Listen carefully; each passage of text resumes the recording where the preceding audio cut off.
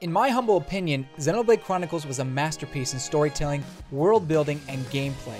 In fact, it was Xenoblade that put me back into the video game world. The experience as a whole was so fantastic. It left a profound impact on what I look for in a video game.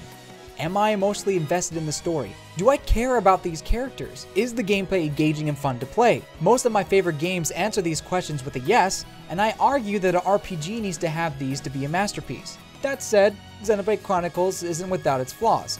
There were slow moments where I needed to grind and all I wanted to do was continue the story. And sure, there are some plot holes, but a masterpiece is not necessarily perfect. To me, a masterpiece changes you. It sweeps you away to a new world of thinking and living, much in the way classic movies or books do. There's only a handful of games that have moved me to tears, and Xenoblade Chronicles is one of them. After a step into the open world genre with Xenoblade Chronicles X, Monolith Soft is coming back to a more story-focused game with Xenoblade Chronicles 2. I can't wait to dig into the world of Allrest and explore all the Titans. However, there's something that's been worrying me as of late. What if it's not as good as the first game? I know, it's a little silly to be worried. It's not like Monolith Soft can strike gold with every RPG they make, but I want it to be just as amazing as the first Xenoblade. I want to feel the way I did when I first ran into Guar Plains, or when I finally found the truth behind the Monado. I want to really feel it! No regrets. Will Xenoblade Chronicles 2 be a masterpiece? A lot of it depends on personal preference, but there are some factors that we can pull from the first game and from the trailers we've seen to see if that's the case. I'm not going to go into a deep dive on these trailers, just an overview of what we've seen and what I think we can expect.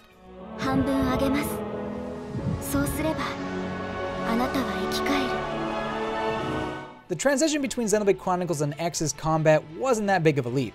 Sure, they introduced some new mechanics and took an entire direct to explain it all, but someone who played the first Xenoblade could pick up X and understand what's going on relatively quickly.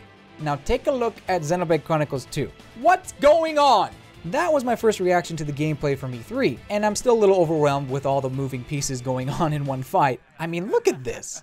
I love the visuals. My head is spinning just looking at it. However, as I've seen more of the game, I'm starting to get a better understanding of how everything works. Looking back, I think Xenoblade was the same way. At first, I didn't understand what any of the arts did or how Shulk's visions worked, but over time I got used to it until it all became second nature. This is a sign of deep, good gameplay. Looking at Xenoblade Chronicles 2's combat, I can point out some familiar features. Let's see here. So you got your standard arts right there in the corner, and the top left you got your party gauge there, and the party health below it. Yeah. Let me give it a listen real quick. Gotcha! New enemy in the mix. Yep. Party members won't shut up. Looks like a Xenoblade to me.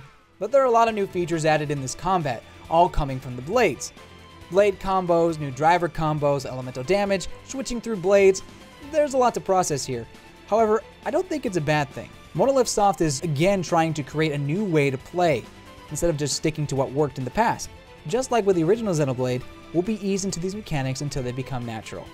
Unfortunately, we can't know for sure if these mechanics flow well until we play for ourselves and spend a few hours messing around with the engine. But it's nice to theorize.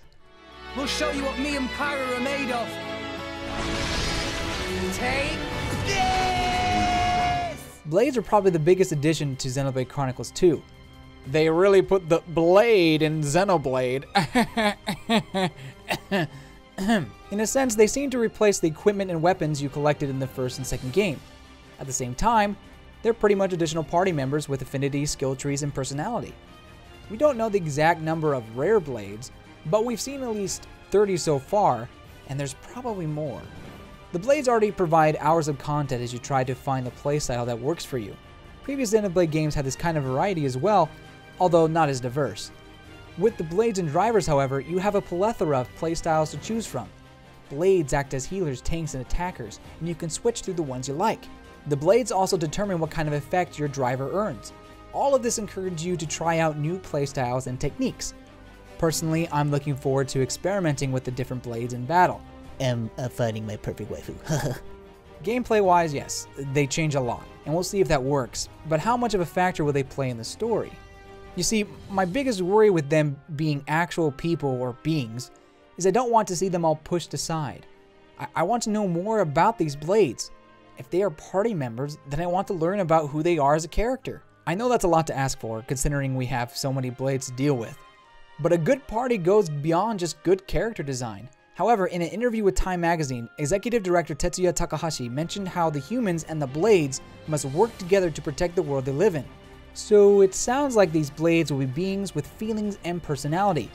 For example, we know Pyra is basically the game's Monado, and that she plays a key role as a special blade, the Aegis. And the other blades like Dromark and Poppy also look as though they interact with the party fairly often.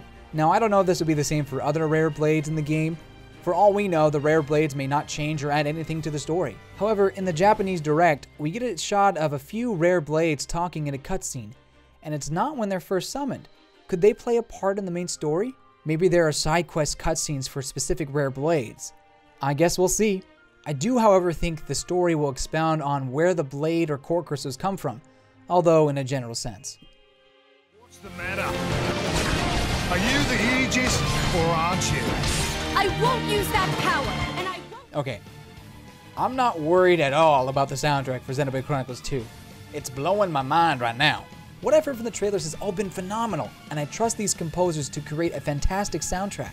I personally have no doubt this music will be just as impactful as the first game. Also, I'm actually really liking the new art style as well. Sure, I thought the first game had a unique design and feel going for it, and I was surprised when I first saw the new design during the January showcase. X's world was beautiful, gorgeous. The character design, on the other hand, not so much. They all looked a little lifeless, like they were built in the character creation mode. But with Xenoblade Chronicles 2, you have emotion and facial expressions that were lacking in X, and ultimately that's the reason they decided to go with this more anime style. On top of that, the blades are all like a hall of fame of character artists, each bringing their own uniquely designed blade. Shoot, we even have Tetsuya Nomura from Final Fantasy designing a few characters of the main cast. All rest, the main characters, the blades, everything looks stunning in this game. I can't wait to take it all in.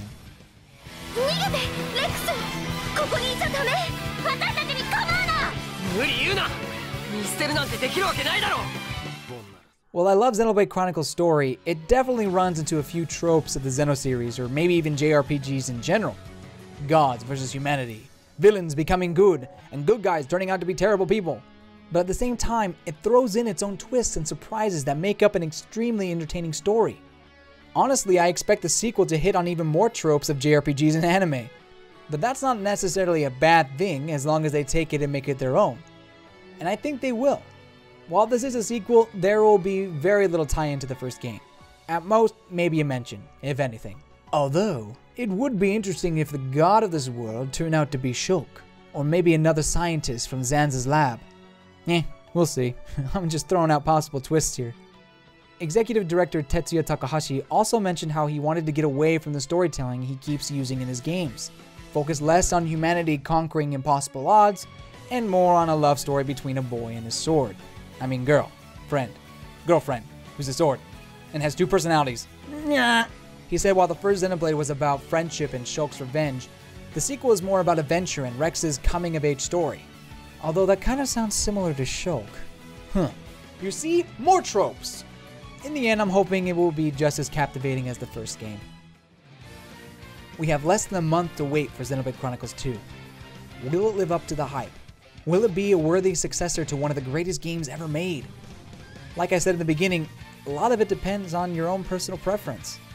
These points I make are all what I look for in a good RPG. In the end, if Xenoblade Chronicles 2 checks yes on all these points, it could go down in my book as the best game on the Switch. Thank you so much for watching. We would love to see your opinions about Xenoblade Chronicles 2 and what you look for in an RPG masterpiece in the comments below. Don't forget to subscribe to NintenCity for more reviews, opinions, and other content. Goodbye, you good people!